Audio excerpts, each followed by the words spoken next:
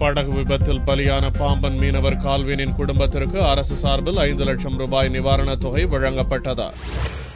ராமநாதபுரம் மாவட்டம் பாம்பன் பகுதியைச் சேர்ந்த கால்வின், சந்தியா, அருள்தாஸ், பாரஸ் மற்றும் இனாசி ஆகிய 5 மீனவர்கள் கடலுக்குள் மீன்பிடிக்கச் சென்றனர். அப்போது மண்டபம் அருகே மீன்பிடித்துக் கொண்டிருந்தபோது ரோந்து பணியில் இருந்த இந்திய கடலோர காவல்படையின் கப்பல் மோதியது. இந்த விபத்தில் கால்வின் கடலில் மூழ்கி பலியானார். மற்ற 4 மீனவர்களும் படுகாயத்துடன் கரை திரும்பினர். கடலோர காவல்படையினர் மீது நடவடிக்கை எடுக்க வலியுறுத்தி அப்பகுதி மீனவர்கள் சாலை மறியலில் ஈடுபட்டனர். போலீசார் மற்றும் அதிகாரிகள் நடத்திய சமாதான பேச்சுவார்த்தைக்கு பின் பொதுமக்கள் கலைந்து சென்றனர். இந்திய கடலோர காவல்படை மீது வழக்கு பதிவு செய்து நீதிமன்றத்தில் ஆஜர்படுத்தி சிறைச்சாலையில் அடைக்கணும்.